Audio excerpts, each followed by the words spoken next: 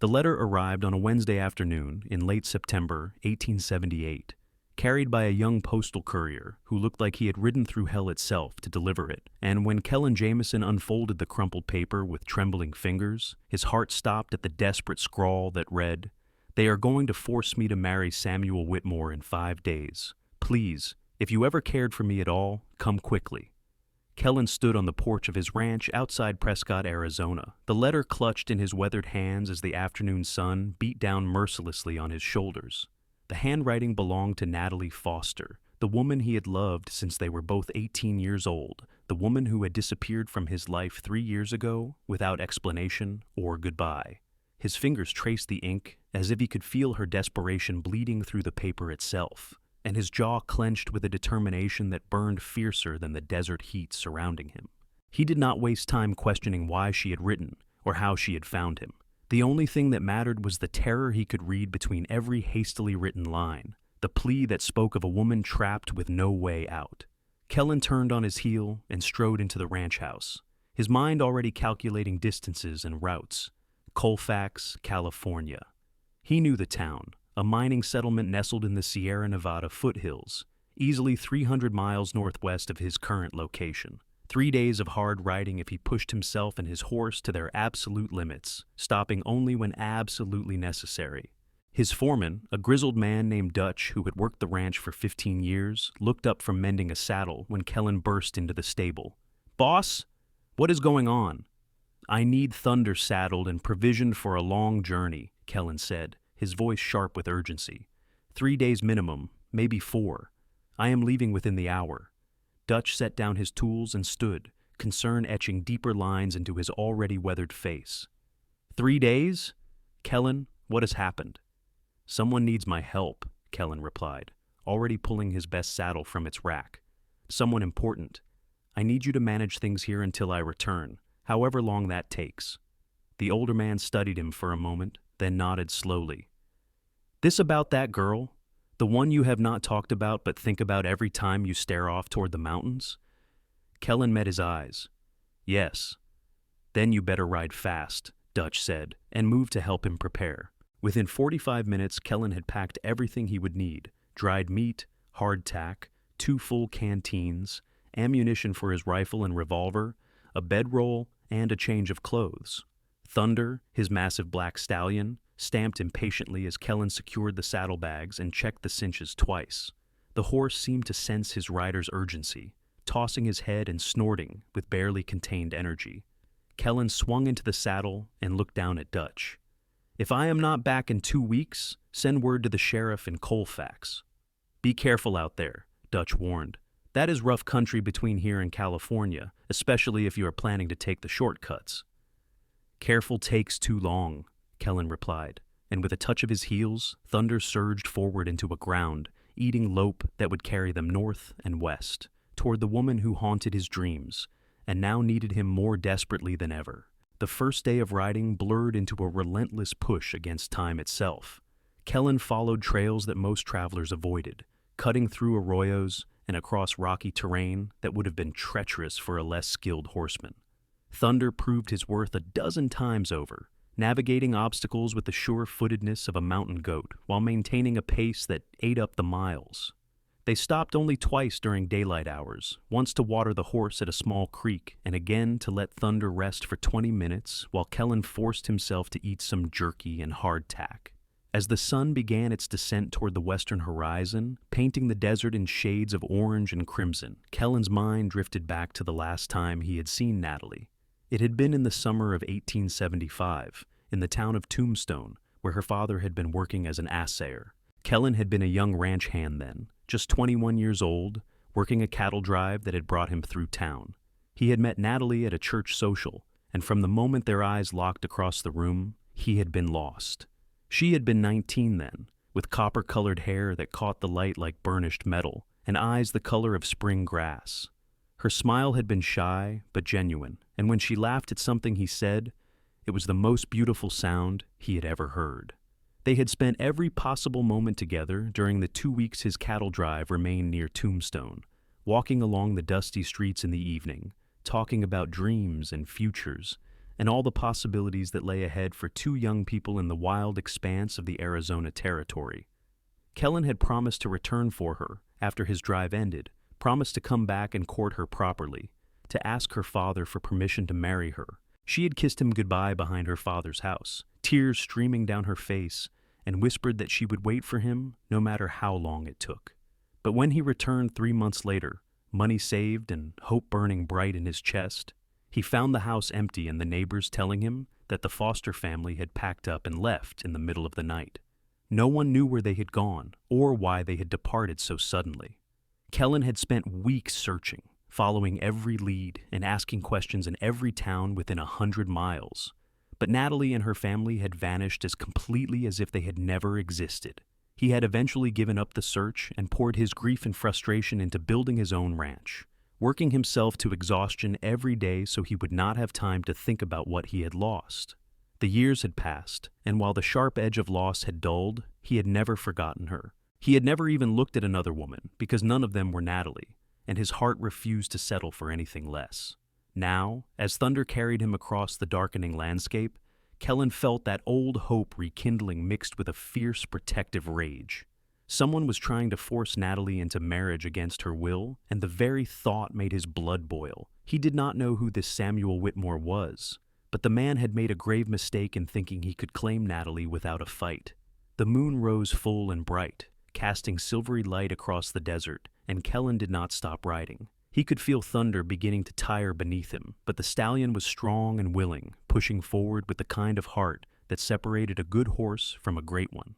They crossed into California territory sometime around midnight, the landscape gradually shifting from pure desert to the foothills that marked the approach to the Sierra Nevada range. Finally, as the first hint of dawn began to lighten the eastern sky, Kellan allowed himself to stop. He found a small grove of cottonwood trees near a stream where Thunder could drink and rest properly. The stallion's sides were heaving with exhaustion, his coat dark with sweat despite the cool night air. Kellan rubbed him down carefully, making sure the horse was comfortable before he allowed himself to collapse against a tree trunk. He managed to eat a little more of his provisions, though his stomach was so tight with worry that food seemed unnecessary. His body ached from nearly 20 hours in the saddle, but his mind would not let him rest for more than a few hours. He set his internal clock and dozed fitfully, one hand on his revolver, the letter from Natalie tucked safely in his shirt pocket next to his heart. The sun was barely above the horizon when Kellan woke, his body protesting every movement as he forced himself upright.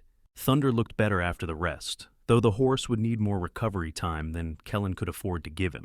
He walked the stallion for a few minutes to make sure he was sound, then saddled up again and resumed their northward journey. The second day proved even more grueling than the first. The terrain grew increasingly difficult as they climbed into the foothills, and the temperature swung wildly between cold morning air and blazing afternoon heat. Kellan's eyes burned from lack of sleep and the constant need to scan the horizon for both the best route and potential dangers. This was rough country, home to bandits and hostile elements that would not hesitate to shoot a lone traveler for his horse and supplies. Around midday, as they crested a rocky ridge, Kellan spotted a dust cloud in the distance behind them. Riders, at least 3 or 4 by the look of it, and moving fast. His jaw tightened as he urged Thunder into a faster pace, leading the stallion down a treacherous slope and into a narrow canyon that would provide cover. He had no idea if the riders were following him specifically or were simply traveling the same direction, but he could not afford to find out. They threaded through the canyon for over an hour, Thunder picking his way carefully over loose rocks and around boulders. Kellan kept glancing back over his shoulder, but the canyon walls blocked his view of whether they were still being pursued. When they finally emerged on the other side, he pushed Thunder into a gallop across a flat expanse of scrubland, putting as much distance as possible between themselves and whoever those riders might have been. By evening of the second day, both horse and rider were running on sheer determination alone.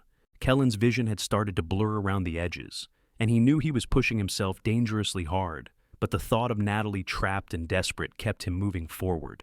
They had covered an incredible distance, but Colfax was still at least 12 hours of hard riding away, and time was running out. He found another place to rest as darkness fell, this time in the ruins of an old prospector's cabin that offered minimal shelter from the wind that had picked up as they climbed higher into the mountains. Thunder was limping slightly on his left foreleg, and Kellan spent precious time examining the hoof, relieved to find it was just a stone bruise and not something more serious. He wrapped the leg carefully and made sure the stallion had water and the last of the grain he had brought. Kellan tried to sleep, but managed only an hour or two of restless unconsciousness, filled with nightmares of arriving too late, of finding Natalie already bound to another man with no legal way to free her. He jolted awake in the darkest part of the night, his heart racing and sweat cooling on his skin despite the cold air. He could not wait until morning. Every instinct screamed at him to keep moving, to push through the exhaustion and reach Colfax before it was too late. He saddled Thunder in the darkness, whispering apologies to the tired horse, and they set out again under the stars. The terrain was treacherous at night, but the moon was still bright enough to see by, and Kellan trusted both his own instincts and Thunder's intelligence to keep them safe. They moved slower than during the day, but they were moving, and that was what mattered. Dawn of the third day found them climbing through pine forests that smelled of clean sap and mountain air. Kellan's body had moved beyond pain into a kind of numb functionality where only willpower kept him upright in the saddle. His water was gone, his food reduced to a handful of hardtack, and Thunder was moving with the mechanical determination of a horse pushed far past reasonable limits. But when Kellan crested a final ridge and saw the scattered buildings of Colfax spread out in the valley below, relief flooded through him with such intensity that he nearly wept. He had made it. 3 days of brutal riding, covering a distance that should have taken 5 or 6 days at a normal pace, and he was here. The sun was climbing toward noon, which meant that according to Natalie's letter, he had arrived the day before the forced wedding was to take place. He had time, barely, but enough. Kellan urged Thunder down the slope toward town, forcing himself to moderate their pace despite his desperate need to find Natalie immediately. The last thing he needed was to injure his horse now, and he also needed to approach this situation carefully. He had no idea what circumstances had brought Natalie to Colfax, or why she was being forced into marriage against her will, but charging in without understanding the situation could make things worse rather than better. The town of Colfax was larger than he had expected, bustling with the energy of a successful mining community. The main street was lined with well-maintained buildings, including a large general store, several saloons, a hotel, a bank, and various other businesses that catered to miners and their families. People moved along the wooden sidewalks, going about their daily business, and Kellan studied them carefully as he rode slowly down the street. He guided Thunder to the livery stable, where a young man with eager eyes came out to greet him. "Afternoon, mister. That is a fine horse you have got there, though he looks like he has been ridden hard." 3 days straight from Arizona," Kellan said, dismounting carefully. His legs nearly buckled when his feet hit the ground, and he had to grab the saddle to steady himself. "He needs the best care you can give him. Extra grain, careful rub down, check that left foreleg for any swelling. I will pay double your usual rate." The stable hand's eyes widened. 3 days from Arizona? That is near impossible. "It was necessary," Kellan replied shortly. He pulled his saddlebags off Thunder's back and ran his hand one more time down the stallion's neck. "Take good care of him. He has earned it a dozen times over." "Yes, sir. I will treat him like he was my own." Kellan paid the young man and then stood for a moment on the street, trying to gather his thoughts despite his exhaustion. He needed information about Natalie and this Samuel Whitmore, but he also needed to clean up and make himself presentable. Showing up looking like he had ridden through hell would not help his cause, no matter how accurately it reflected his journey. He found the hotel and paid for a room, ignoring the clerk's curious stare at his trail-worn appearance. In his room, he stripped off his dusty clothes and washed as thoroughly as possible with the basin of water provided, then changed into his clean shirt and pants. He shaved carefully, studying his reflection in the small mirror. His eyes were bloodshot and shadowed with exhaustion, but there was nothing he could do about that except push through. Clean and somewhat more presentable, Kellan headed downstairs to the hotel restaurant. He forced himself to eat a proper meal, despite the nervous tension coiling in his stomach, knowing he would need his strength for whatever confrontation lay ahead.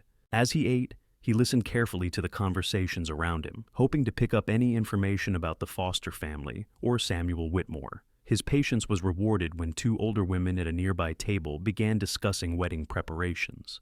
"I still say it is all terribly rushed," one of them said, her voice carrying clearly across the quiet room. That poor Foster girl looks absolutely miserable. But what can she do? Her father has made his decision, and Samuel Whitmore is not a man to be crossed. Her father should be ashamed of himself, the other woman replied with disapproval. Gambling away their home and then selling his daughter to cover the debt. It is positively medieval. Kellan's hand tightened on his fork as understanding flooded through him. Natalie's father had lost their home in a gambling debt to this Samuel Whitmore, and the price of clearing that debt was Natalie herself.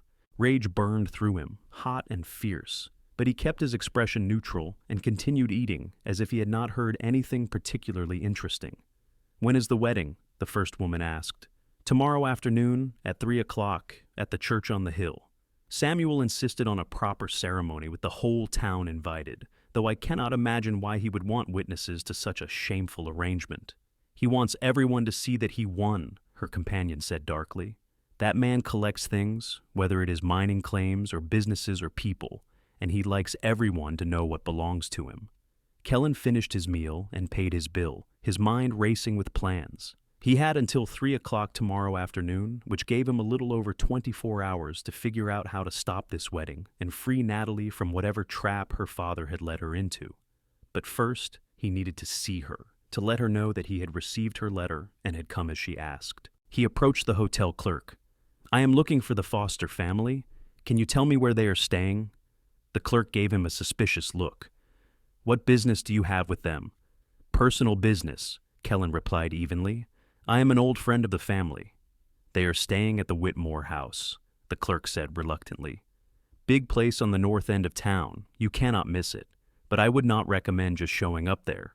Samuel Whitmore does not take kindly to uninvited visitors." Kellan nodded his thanks and headed out into the afternoon sunshine.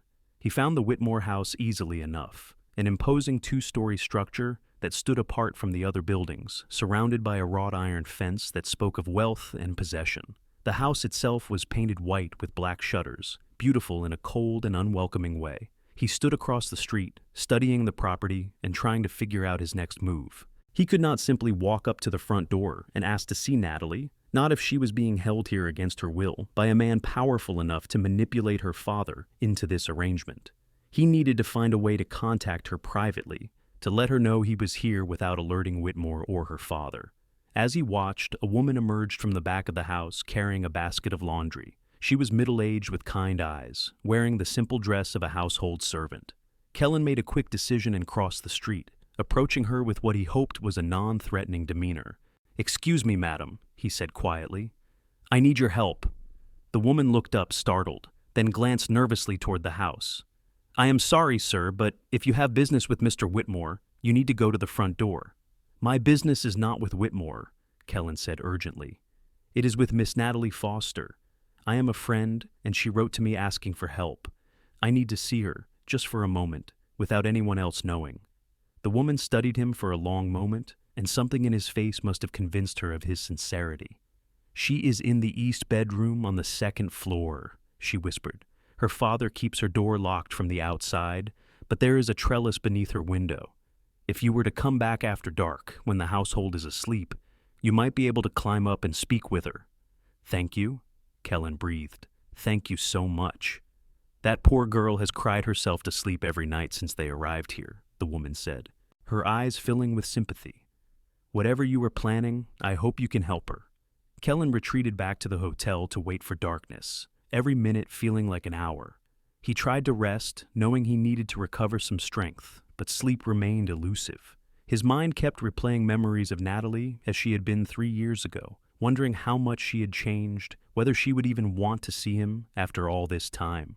Finally, mercifully, the sun set and darkness crept over the town. Kellan waited until well past midnight, when most respectable citizens would be asleep, then made his way silently back to the Whitmore house. The building was dark except for a single lamp burning in a downstairs window, probably a night watchman or servant still awake. He circled around to the east side of the house, moving through shadows like a ghost, and found the trellis the kind woman had mentioned. It was sturdy, built to support climbing roses, and it reached up to a window on the second floor. Kellan tested his weight on the lower cross pieces, then began to climb carefully, avoiding the thorns that caught at his clothes. When he reached the window, he found it open to let in the cool night air. He peered through the gap between the curtains and saw a figure lying on the bed, so still and small in the darkness. His heart clenched painfully in his chest. "Natalie," he whispered as loudly as he dared. "Natalie, it is Kellan." The figure on the bed stirred, then sat up abruptly. He heard a sharp intake of breath, and then she was at the window, pushing the curtains aside, and even in the darkness, he could see the tears streaming down her face. "Kellan," she breathed, her voice breaking. "Oh God, you came. You actually came." "Of course I came," he said, his throat tight with emotion. "You asked for help. Did you really think I would not move heaven and earth to reach you?" She was even more beautiful than he remembered, though sorrow had etched shadows beneath her eyes and drawn fine lines of stress around her mouth. Her copper hair fell loose around her shoulders, and she was wearing a simple white nightgown that made her look heartbreakingly vulnerable. "I did not know if you would get the letter in time," she said, reaching through the window to touch his face, as if she needed to prove he was real. "I did not even know if you still lived in Arizona, or if you would care after all this time." "I never stopped caring," Kellan said fiercely. "Natalie, what happened? Why did you leave Tombstone without a word? I searched for you everywhere." "My father," she said bitterly. "He got involved with some bad people, made some terrible decisions. We had to leave in the middle of the night to escape his debts. He dragged us from town to town for 3 years, always running, always one step ahead of whoever he owed money to. I wanted to write to you, but he forbade it. He said we could not risk anyone knowing where we were." "And now?" Kellan prompted. "Now he has finally run out of places to run," Natalie said, her voice breaking. "He brought us here 6 months ago, convinced he could make a new start with the mining opportunities. Instead, he spent every evening in Samuel Whitmore's saloon, gambling away what little money we had. When he finally had nothing left, Whitmore offered him a deal. He would forgive all the debts and give us the deed to a small house if my father agreed to give him the one thing of value he had left. Me." Kellan felt sick with rage. "Your father agreed to this?" "He told me I was being selfish and ungrateful," Natalie said, tears flowing freely now. "He said Whitmore is a successful businessman who can provide well for me, and that I should be honored he wants to marry me. But Kellan, you have not seen the way he looks at me, like I am a piece of property he has purchased. He does not love me, he does not even like me. He just wants to own me because I told him no the first time he proposed." "Then we need to get you out of here," Kellan said urgently. "Right now. Climb out this window and come with me." "I cannot," Natalie said desperately. "The door is locked from the outside. My father checks on me every few hours to make sure I have not tried to escape. If I am gone before morning, they will raise the alarm and come after us before we can get far enough away." "Then what do you want me to do?" Kellan asked, feeling helpless. "I did not ride 3 days straight just to leave you here." "There has to be a way to break the arrangement legally," Natalie said, thinking frantically. "My father signed a contract with Whitmore. If we could prove the contract was signed under duress, or if we could find a way to pay off the debt without the marriage, then I would be free." "How much does your father owe?" Kellan asked. $5,000, Natalie said miserably. "It might as well be 5 million. I have no way of getting that kind of money before tomorrow afternoon." Kellan's mind raced. $5,000 was a substantial sum, more than most men saw in a decade of hard work. But he had been building his ranch for 3 years, saving every penny he did not need for basic expenses. His herd was strong, and his land was productive, and he had been careful with his money. He might have enough, or close to it. "I might be able to get the money," he said slowly. "Kellan, no," Natalie protested. "I cannot ask you to give up everything you have worked for." "You are not asking. I am offering," he said firmly. "Natalie, I have spent 3 years trying to forget you and failing miserably. I am not going to lose you again, not when I finally have the chance to make things right." "But even if you have the money, Whitmore might not accept it," Natalie said. "He wants me, specifically. He has made that very clear." "Then I will find a way to make him accept it," Kellan said grimly. "Or I will find another way to stop this wedding. One way or another, you are not marrying Samuel Whitmore tomorrow."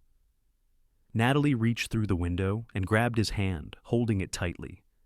"I have dreamed of you coming for me," she whispered. "Every night for 3 years, I have dreamed that you would find me and take me away from all of this. I thought I was being foolish, holding on to something that could never happen. I am here now, Kellan said, bringing her hand to his lips and kissing it gently. And I am not leaving without you. I promise you that, Natalie. No matter what I have to do, you will not have to marry that man.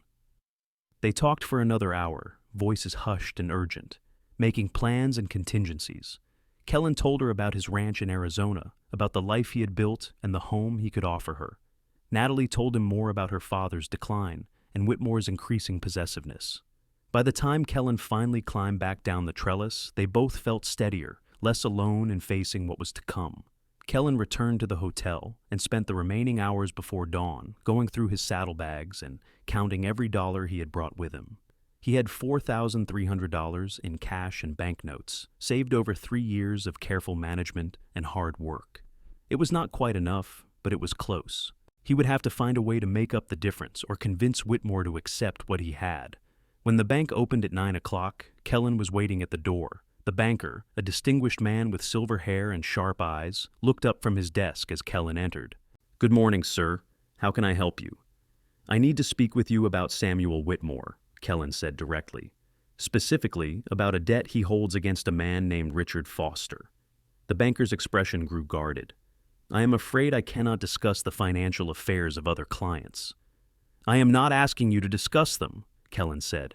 "I am telling you that I want to pay off that debt in full today, before 3 o'clock this afternoon." The banker sat back in his chair, studying Kellan with renewed interest. "That is a substantial sum of money. May I ask what your interest is in this matter?" "My interest is that Richard Foster's daughter is being forced to marry Whitmore to clear the debt, and I intend to stop that from happening." "I see," the banker said slowly. He was quiet for a moment, then seemed to come to a decision. "Between you and me, sir, I have never liked the way Samuel Whitmore conducts his business. The man is ruthless and unscrupulous, but he is also powerful and wealthy, which means he gets away with things that would see other men run out of town. If you genuinely have the means to pay off Foster's debt, I would be happy to facilitate that transaction." "I have $4,300 in cash and notes," Kellan said, laying his saddlebags on the desk. "I need to find a way to come up with the remaining $700. The banker looked thoughtful. "Do you own property, land or livestock that could serve as collateral for a short-term loan?" "I own a ranch in Arizona Territory, 300 acres with good water and a herd of approximately 200 cattle. "That would certainly be sufficient collateral," the banker said. "However, I would need to send a telegram to verify your ownership, and that might take longer than we have." "Is there any other way?" Kellan asked urgently. The banker drummed his fingers on his desk, thinking. "There might be. I happen to know that Whitmore has been trying to acquire a certain mining claim on the outskirts of town. The current owner refuses to sell to him, but if you were to purchase that claim from the owner and offer it to Whitmore as part of the debt settlement, he might accept the deal. The claim is worth at least $1,000, possibly more." "How do I find this claim owner?" Kellan asked. The banker wrote down a name and directions on a piece of paper. "His name is Thomas Mackenzie. He lives in a cabin about 2 miles north of town. Tell him I sent you and explain the situation. Tom is a decent man, and he has no love for Whitmore. He might be willing to help." Kellan took the paper and shook the banker's hand firmly. "Thank you. If this works out, I owe you a debt of gratitude. Just save that girl from making the biggest mistake of her life," the banker said. "That will be thanks enough." Kellan retrieved Thunder from the livery stable, over the young stable hand's protests that the horse needed more rest.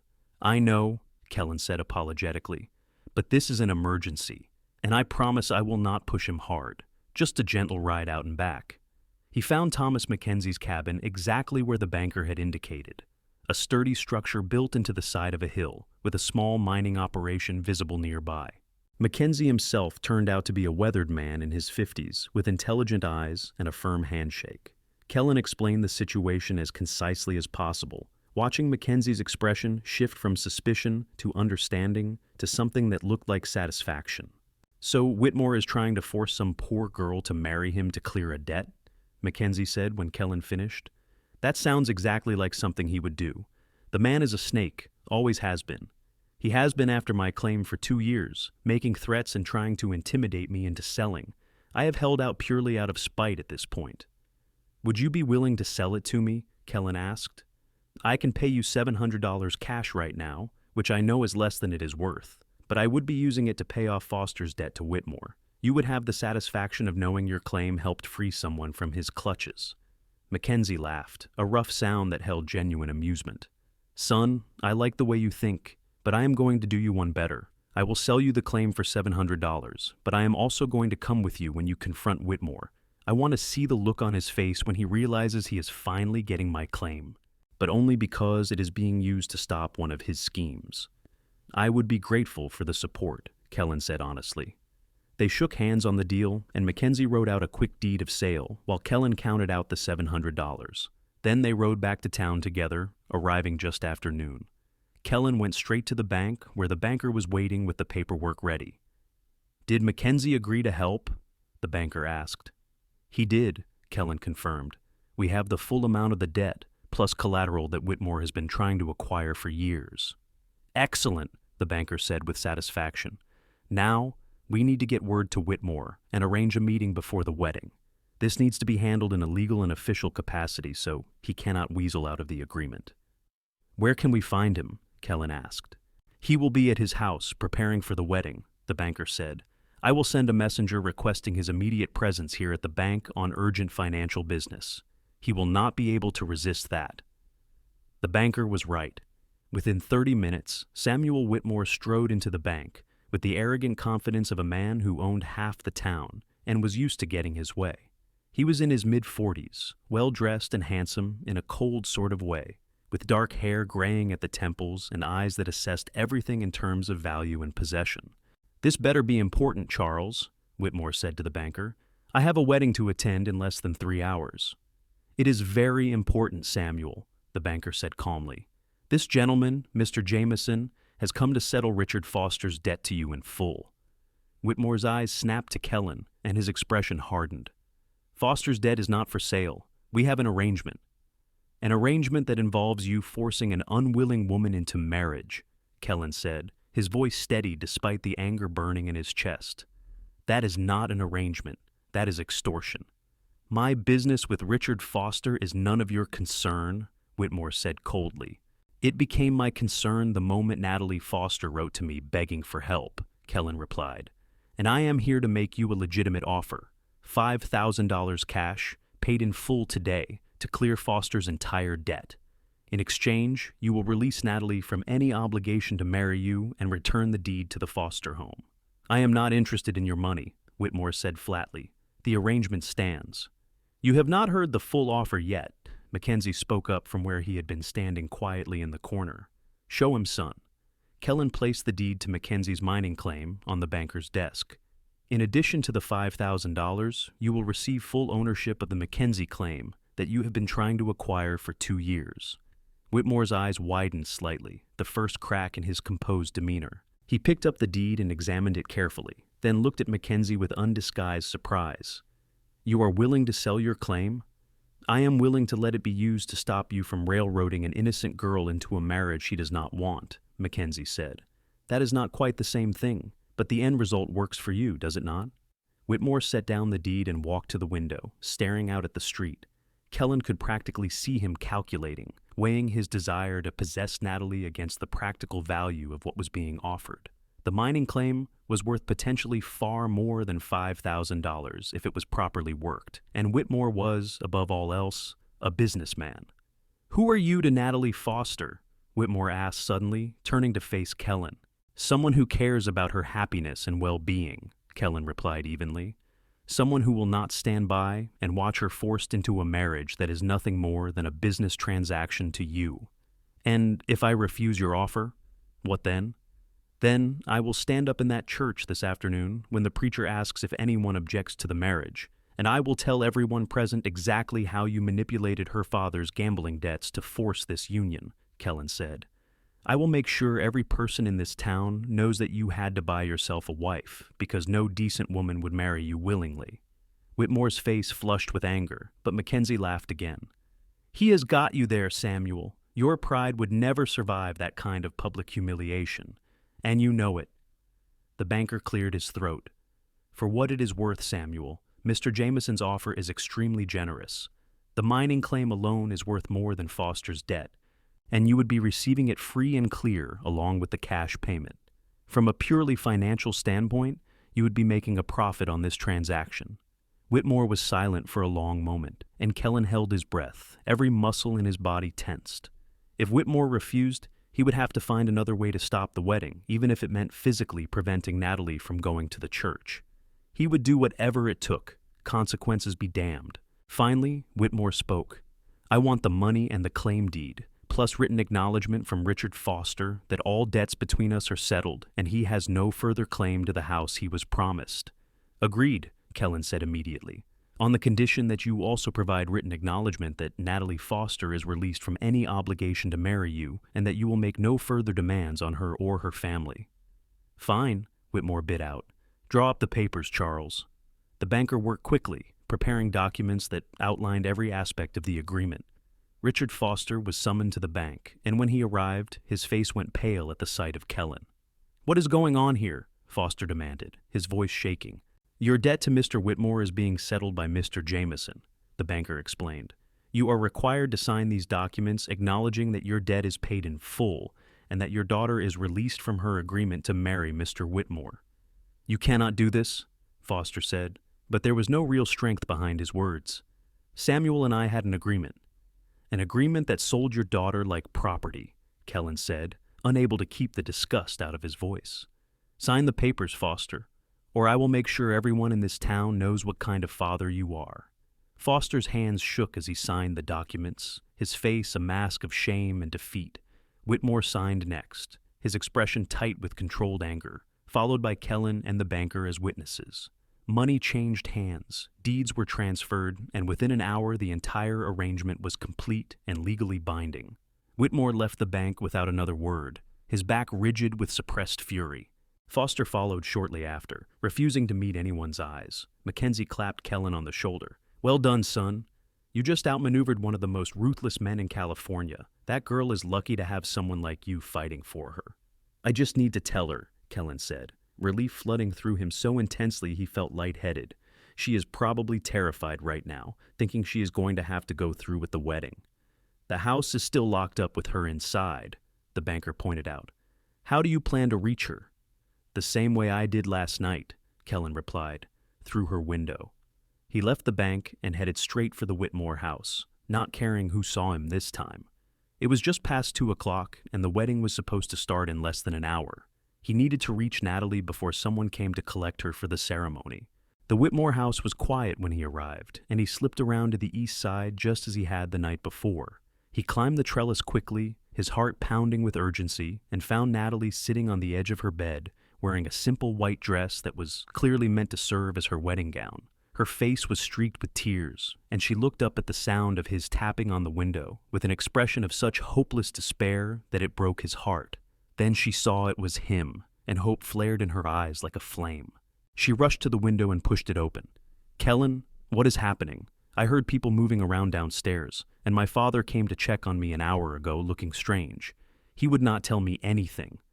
"The wedding is canceled," Kellan said, unable to keep the triumph out of his voice. "Your father's debt to Whitmore has been paid in full, and you are released from any obligation to marry him. You are free, Natalie." She stared at him for a moment, as if she could not quite process what he was saying. Then understanding dawned, and she let out a sob that was half laugh, half cry. "Free? Truly free?" "Truly," Kellan confirmed.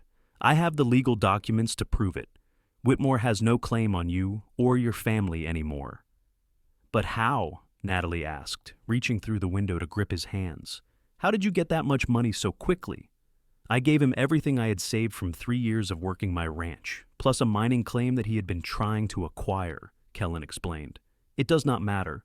What matters is that you do not have to marry him." "Kellan, you gave up everything for me," Natalie said, fresh tears streaming down her face.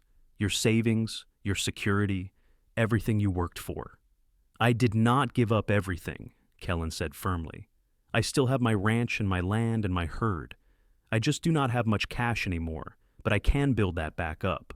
What I could not build back, what I could not live with, was knowing you were trapped in a marriage with a man who saw you as property rather than the incredible woman you are." "I do not know what to say," Natalie whispered. "Say you will come with me," Kellan said urgently.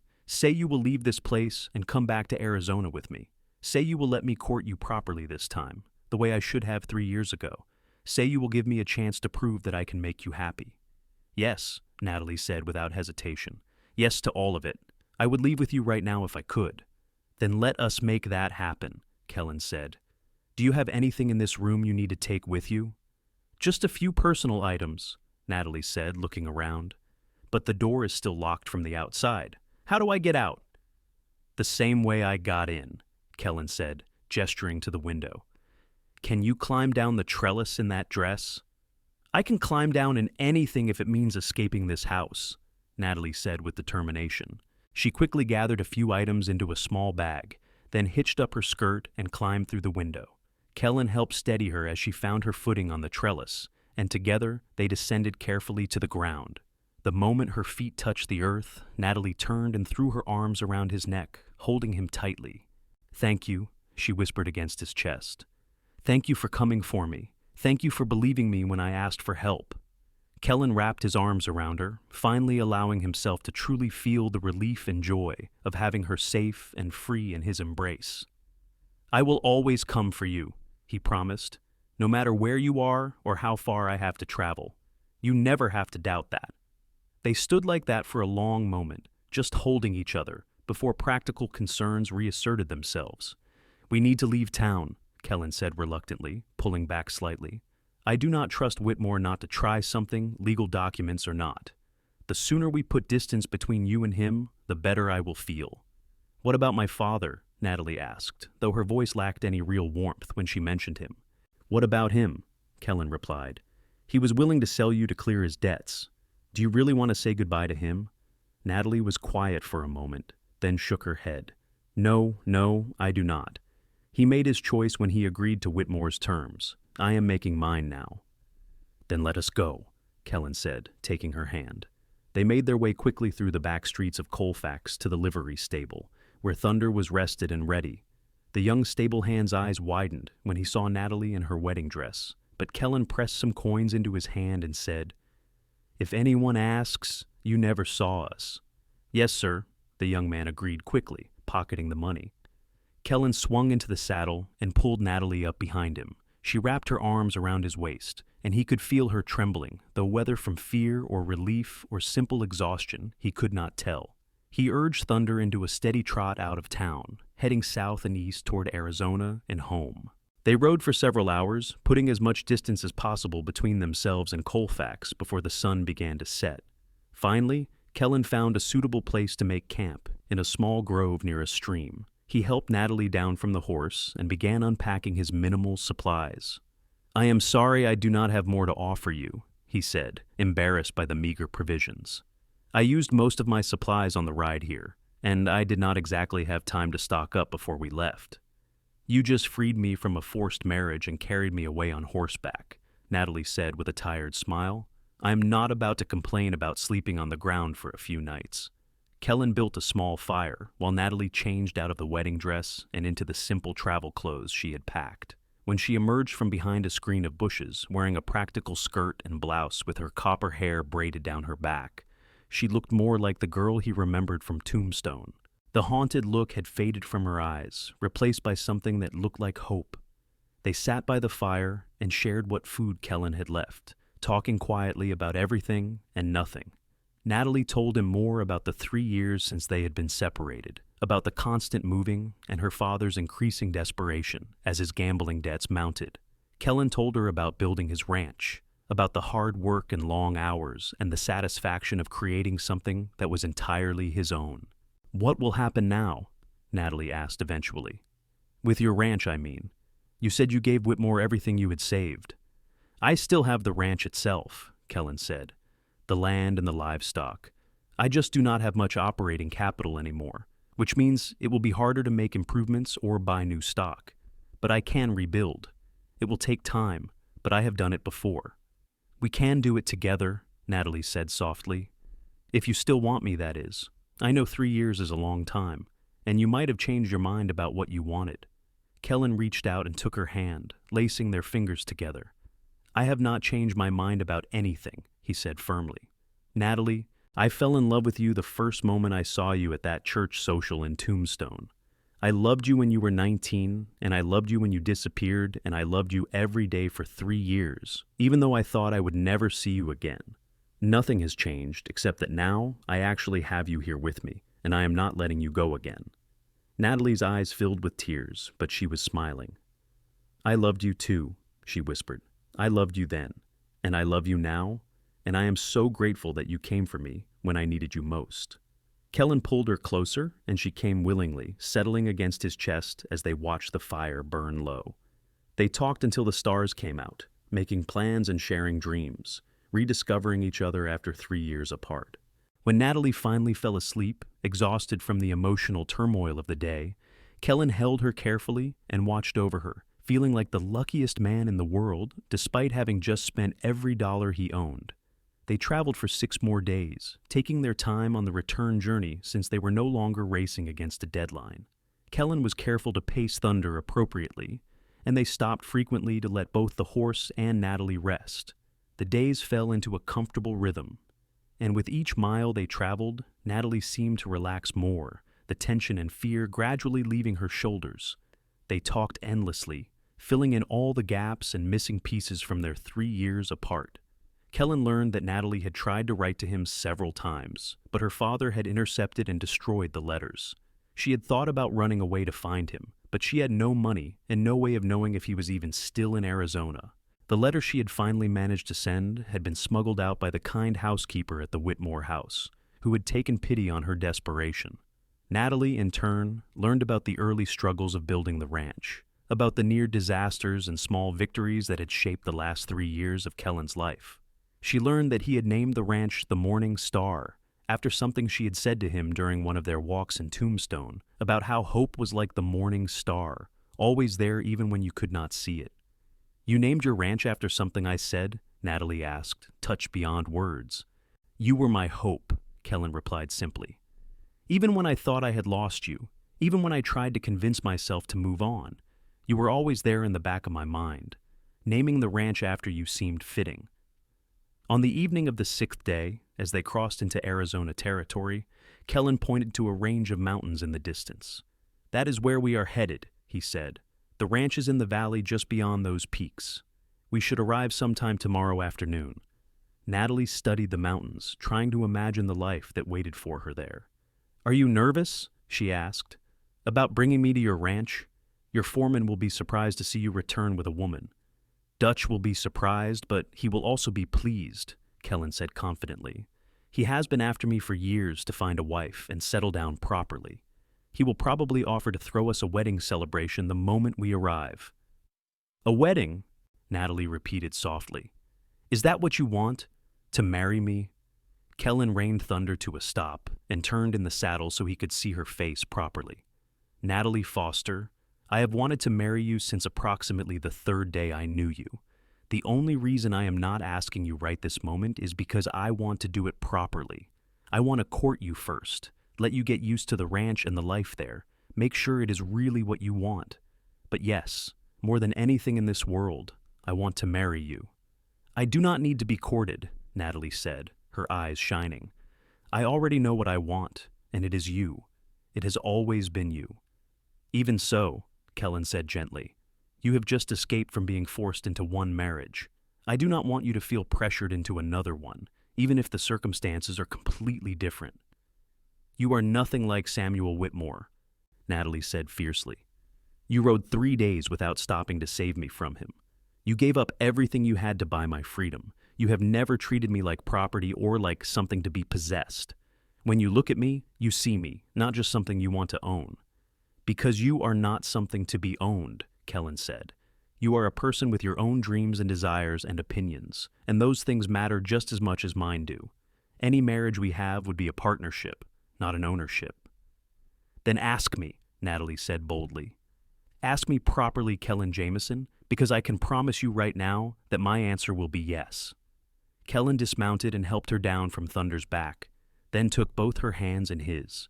The sun was setting behind them, painting the sky in brilliant shades of orange and pink, and the desert air was cooling rapidly as evening approached. It was not the most romantic setting, standing beside a dusty trail with their horse grazing nearby.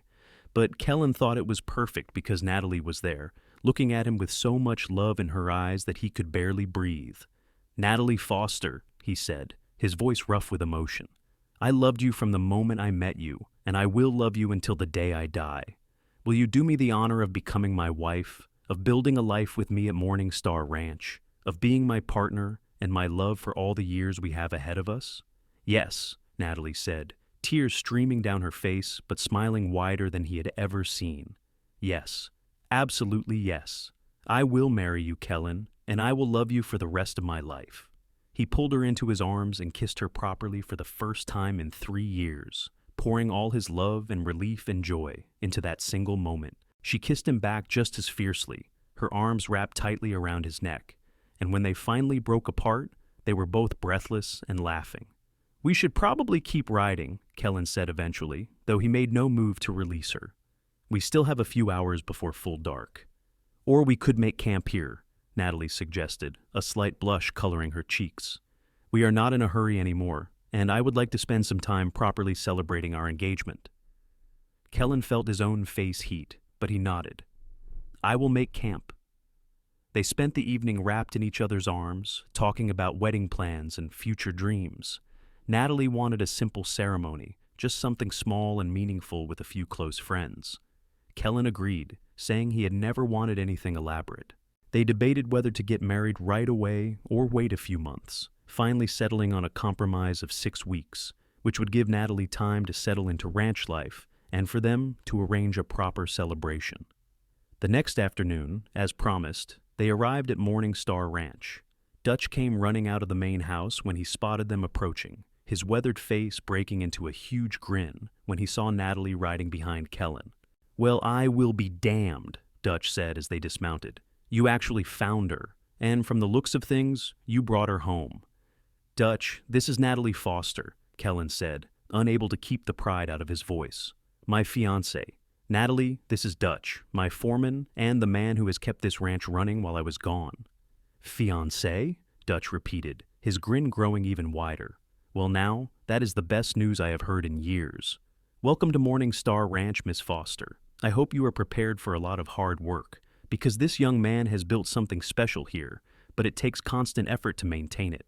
"I am prepared," Natalie said warmly. "And please, call me Natalie." Dutch showed them around the ranch, pointing out the various buildings and operations with obvious pride. The main house was modest but well built, with a large kitchen, a comfortable sitting room, and 2 bedrooms.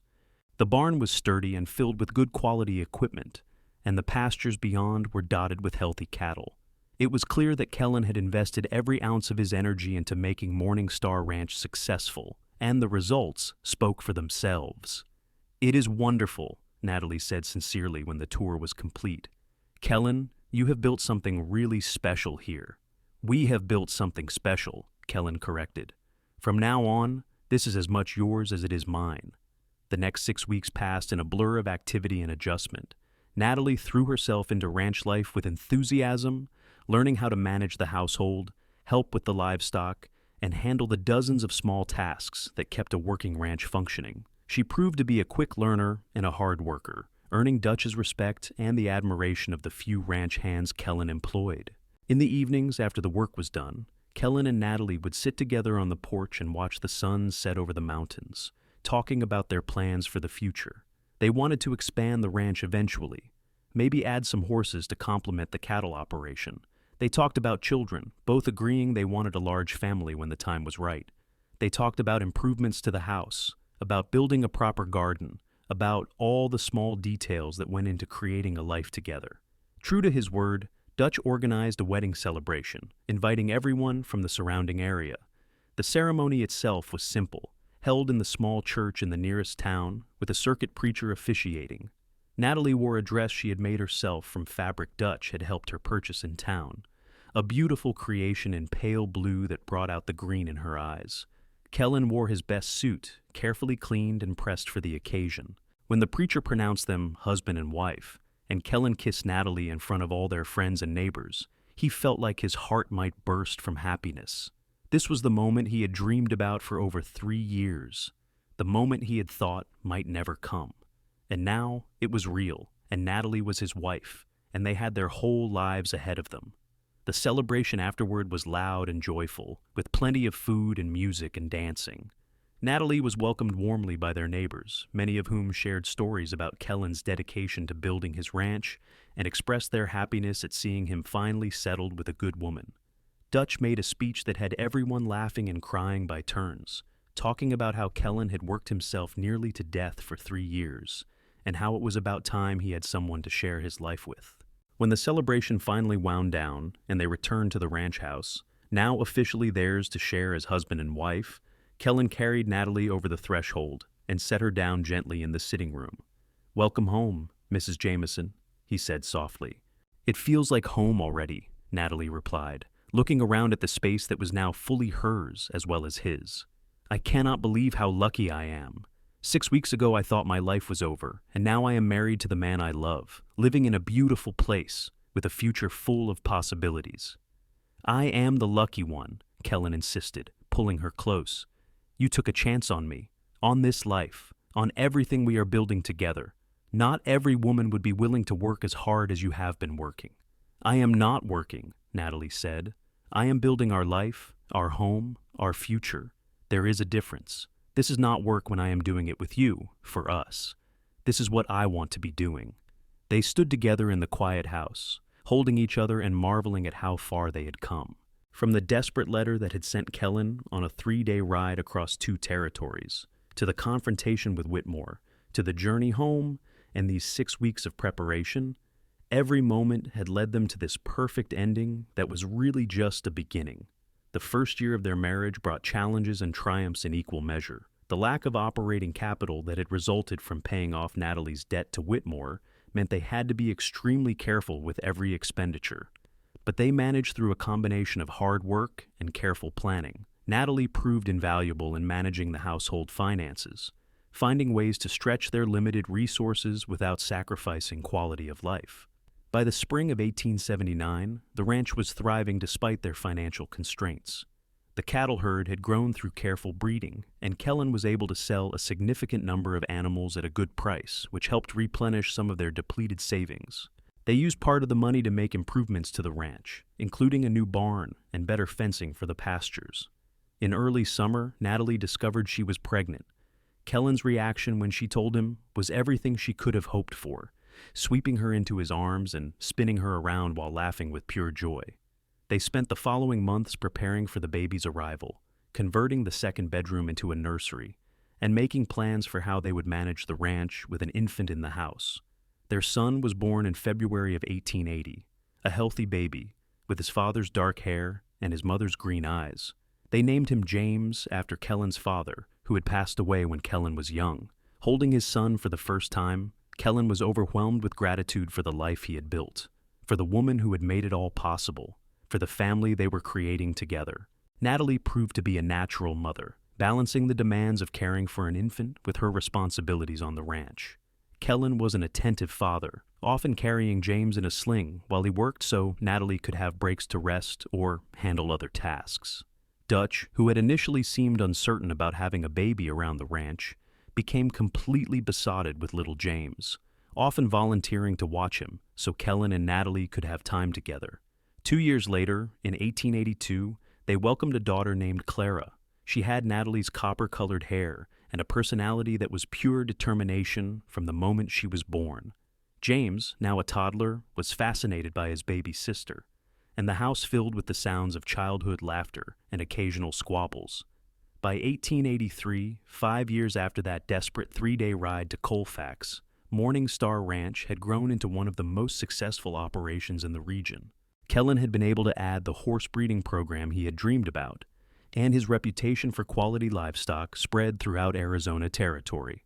They had hired additional ranch hands to help with the increased workload, and the modest house had been expanded to accommodate their growing family. More importantly, though, they had built a life filled with love and partnership. Kellan and Natalie worked together on every major decision, each respecting the other's opinions and expertise. They still sat on the porch in the evenings when weather permitted, watching their children play in the yard and talking about their dreams for the future. The love that had begun in Tombstone so many years ago had only deepened and strengthened with time and shared experience.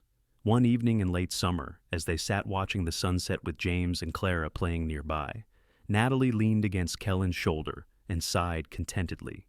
"What are you thinking about?" Kellan asked, wrapping his arm around her. "How different my life is now compared to what it almost was," Natalie said.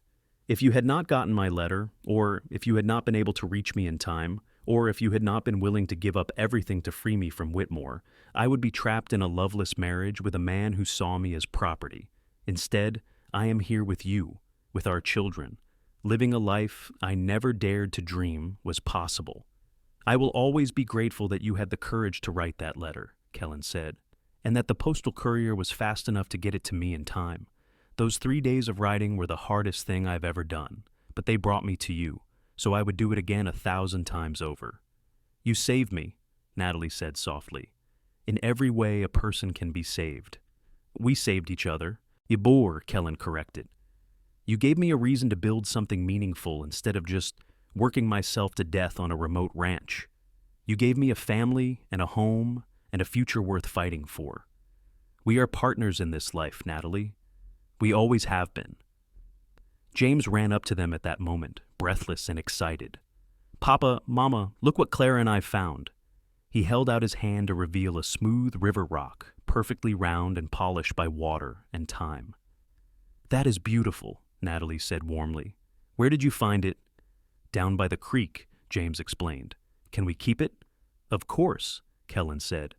"Maybe we can start a collection of special rocks you find around the ranch." James beamed and ran back to show his sister, and Kellan and Natalie watched him go with matching expressions of love and contentment.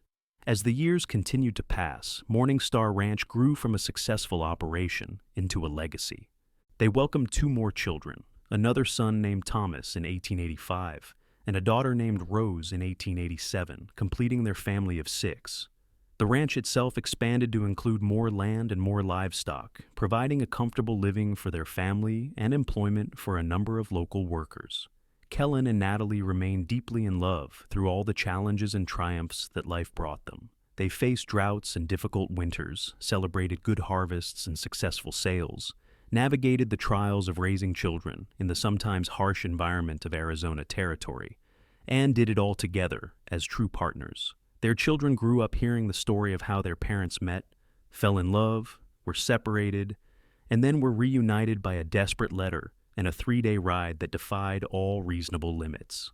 James, Clara, Thomas, and Rose all understood that their parents' love was something special, something worth fighting for, and they carried that understanding into their own lives as they grew older. Dutch remained with the ranch until his death in 1895, having become essentially part of the family. He was buried on a hill overlooking the main pastures, in a spot he had often said had the best view on the entire ranch. His passing was deeply felt by everyone, but especially by Kellan and Natalie, who had depended on his wisdom and friendship since the very beginning. The turn of the century found Kellan and Natalie in their 40s, still working the ranch, but gradually transitioning more responsibility to their children as they came of age. James, now 20 years old, showed a real aptitude for the cattle operation, and had taken over much of the day-to-day management. Clara, at 18, had her mother's head for numbers and managed the ranch finances with impressive skill. Thomas and Rose, still teenagers, were learning every aspect of ranch life and showing promise in their own areas of interest.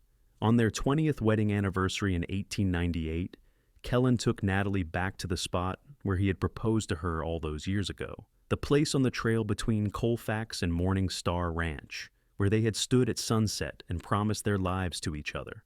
It looked much the same as it had 2 decades earlier, the same mountains in the distance, the same desert landscape spreading out in all directions. 20 years, Natalie marveled, looking around at the familiar scenery. It feels like both a lifetime and no time at all. 20 years since I asked you to marry me, Kellan agreed. 23 years since we first met in Tombstone. 20 years since that 3-day ride that changed everything. Do you ever regret it? Natalie asked. Giving up all your savings, everything you had worked for, to free me from Whitmore. Not for a single second, Kellan said firmly. That money was just money. It could be earned again, saved again, spent again. But you, Natalie, you are irreplaceable. There is no amount of money in the world that could equal what you have given me, what we have built together." "We have built something good, haven't we?" Natalie said, more statement than question. "We have built something extraordinary," Kellan replied. "A life, a family, a legacy. Our children are growing into good people with strong values and the skills to make their own way in the world. The ranch is successful and sustainable. And most importantly, we still love each other as much as we did that day in Tombstone when we first met." "More," Natalie corrected. "I love you more now than I did then, because now I know everything you are capable of, all the ways you show your love every single day. Young love is passionate and exciting, but mature love, the kind that has weathered storms and celebrated triumphs and simply endured through all the ordinary days, that is something deeper and stronger." They stood together watching the sunset, just as they had done so many times over the years, and Kellan thought about the journey that had brought them to this moment. The desperate letter, the exhausting ride, the confrontation with Whitmore, the wedding, the births of their children, the slow, steady building of a life and a legacy. Every moment had been worth it, every sacrifice justified, every hardship overcome because they had faced it together. As the sun dipped below the horizon and the first stars began to appear in the darkening sky, Kellan pulled Natalie close and kissed her forehead gently. "Thank you," he said softly. "For what?" Natalie asked. "For writing that letter," Kellan said. "For trusting me enough to ask for help. For saying yes when I proposed. For building this life with me. For everything." "Thank you for coming when I called," Natalie replied. "For riding 3 days straight to reach me. For giving up everything to free me. For loving me the way you do. For everything." They rode back to the ranch as darkness fell, comfortable in their silence, secure in their love. When they arrived home, their children were waiting for them, with a surprise anniversary celebration, complete with a cake Clara had baked, and decorations Thomas and Rose had strung around the house. James stood awkwardly holding a bunch of wildflowers, clearly his contribution to the festivities. The evening was filled with laughter and stories, with their children asking questions about the early days of the ranch, and begging to hear again the tale of how their parents met and fell in love. Kellan and Natalie told the story together, trading off sections and filling in details, and their children listened with rapt attention, even though they had heard it dozens of times before. Later, after the children had gone to bed and the house was quiet, Kellan and Natalie sat together in their bedroom, the window open to let in the cool night air. "Do you think our children understand how lucky they are?" Natalie asked. "To grow up in a home filled with love, with parents who respect and cherish each other, with stability and security." "I think they understand enough," Kellan said. "They see how we treat each other, how we make decisions together, how we support each other through difficulties. They are learning what a good relationship looks like, and that is the best gift we can give them besides our love." "I want them to find what we have," Natalie said. "When they are ready, when they are old enough, I want them to find partners who see them as equals, who love them for who they are, who would ride 3 days straight to save them if they needed it." "They will," Kellan assured her, "because they know what to look for and what to avoid. They have had good examples." The years continued to roll forward, bringing new joys and new challenges. James married a neighboring rancher's daughter in 1902, and they started their own operation on land, adjacent to Morning Star Ranch, creating a family compound of sorts. Clara shocked everyone by moving to Tucson to attend the newly opened Teachers College, returning 2 years later with a degree and a determination to start a school in the area. Thomas took over the horse breeding program and developed it into something even more successful than Kellan had imagined. Rose, the youngest, proved to have a real gift for veterinary work and became the go-to person in the region for treating sick or injured animals. Through it all, Kellan and Natalie remained the steady center of their growing family. They became grandparents in 1903 when James and his wife welcomed a daughter, and the joy of holding their first grandchild was almost overwhelming. More grandchildren followed over the years, and Morning Star Ranch echoed with the sounds of multiple generations living and working together. In 1908, 30 years after that desperate 3-day ride, Kellan and Natalie hosted a massive celebration for their 30th wedding anniversary. The whole community turned out, people traveling from towns and ranches across the territory to honor the couple who had become something of a legend in the region. The story of their reunion had been told and retold so many times that it had taken on an almost mythical quality. But those who knew Kellan and Natalie personally understood that the reality was even better than the legend. During the celebration, Kellan stood up to make a speech, his voice still strong despite his 52 years.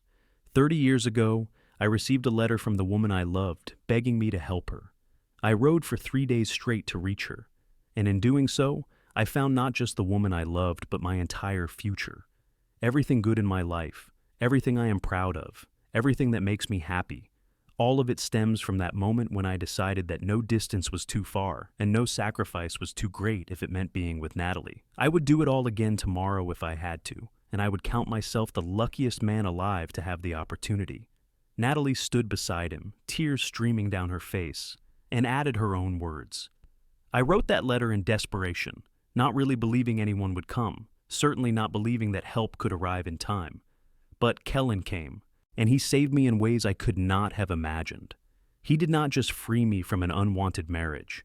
He gave me a life filled with love and purpose, a family that brings me joy every single day, a partnership that has made me stronger and better than I ever could have been alone. This ranch, these children and grandchildren, this community, all of it exists because one man was willing to ride 3 days straight when someone he loved needed him. The celebration continued late into the night, with music and dancing and stories shared among generations.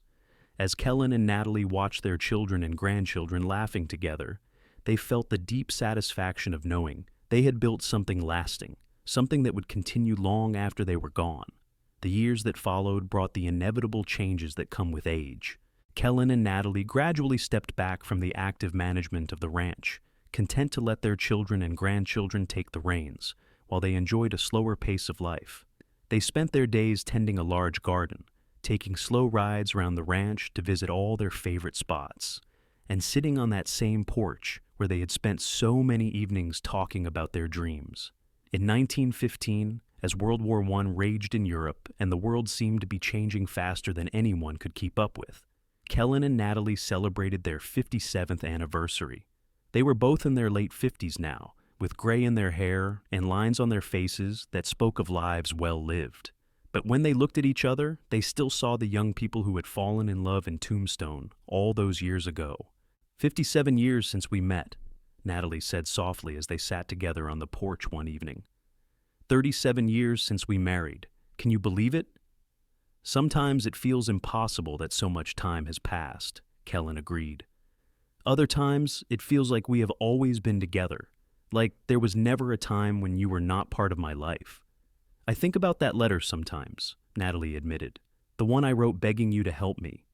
I remember how terrified I was when I gave it to the housekeeper to send, how certain I was that it would not reach you in time, or that you would not come, or that even if you came it would not be enough to stop the wedding. And then you appeared at my window in the middle of the night, and I knew everything was going to be all right.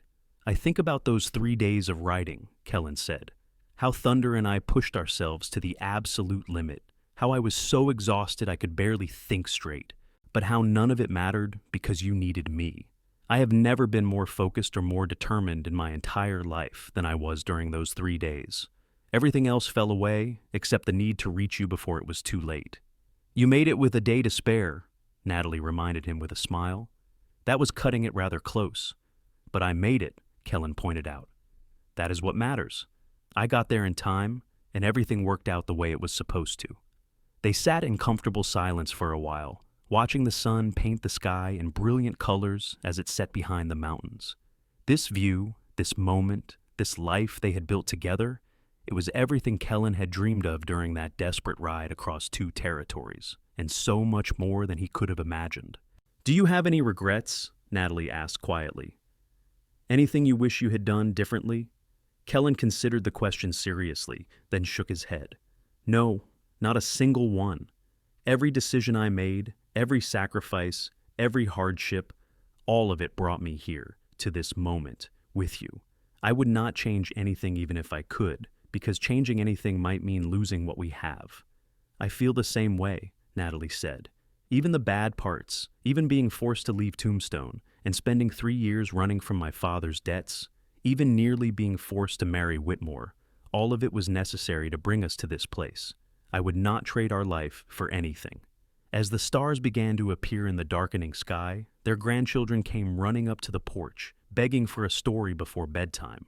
Kellan and Natalie smiled at each other, and Natalie began to tell the tale one more time, the story of a desperate letter and a cowboy who rode 3 days straight to reach the woman he loved before it was too late. The grandchildren listened with wide eyes, asking questions and demanding more details, and Kellan watched his wife bring their story to life for another generation. He saw in her animated gestures and expressive voice the same passion and intelligence that had captivated him all those years ago in Tombstone. She was older now, they both were, but the essence of who she was remained unchanged, and his love for her had only grown deeper with each passing year. When the story ended and the grandchildren were herded off to bed by their parents, Kellan and Natalie remained on the porch, reluctant to go inside and end this perfect day.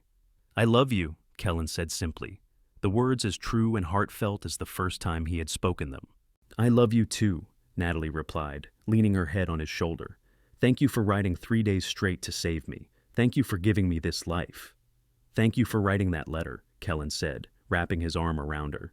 "Thank you for trusting me to come for you. Thank you for saying yes when I proposed. Thank you for being my partner in building this life." They sat together under the stars, surrounded by the ranch they had built and the family they had created, secure in a love that had endured through decades and would continue to endure as long as they both lived. The 3-day ride that had brought them together was long past, but its impact echoed through every moment of their lives, a testament to what two people could achieve when they loved each other enough to fight for their future together. As they finally stood to go inside, Kellan took one last look at the ranch spread out before them, the buildings and pastures silvered by moonlight. Morning Star Ranch, named for hope and built on love, a legacy that would outlive them both and continue through their children and grandchildren and all the generations yet to come. And it had all started with a letter begging for help and a cowboy willing to ride 3 days straight to answer that call. Inside the house, surrounded by the quiet sounds of family settling in for the night, Kellan and Natalie prepared for bed with the comfortable routine of long marriage. As they lay down together, Natalie curled against Kellan's side, just as she had done thousands of times before. "Good night, my love," she whispered. "Good night," Kellan replied, pressing a kiss to her forehead. "I will see you in the morning." And in the morning, they would wake together as they had for 37 years, ready to face whatever the new day brought, secure in the knowledge that they faced it together. The desperate urgency of that 3-day ride was long past, but the love that had driven it remained as strong and vital as ever, the foundation on which they had built a life of meaning, purpose, and profound happiness. Their story, which had begun with such dramatic urgency and high stakes, had settled into something even more valuable, a long, steady partnership built on mutual respect, deep love, and unwavering commitment. They had proven that true love was not just about the grand gestures and desperate rides, though those had their place. True love was also about showing up every day, working together through challenges, celebrating small victories, raising children, building a legacy, and choosing each other again and again through all the years of their lives. As sleep claimed them both, they rested peacefully, hearts beating in synchronized rhythm, hands clasped together, two people who had defied the odds to find each other, and who had spent their lives proving that the journey, no matter how difficult, was worth every sacrifice when love was the destination.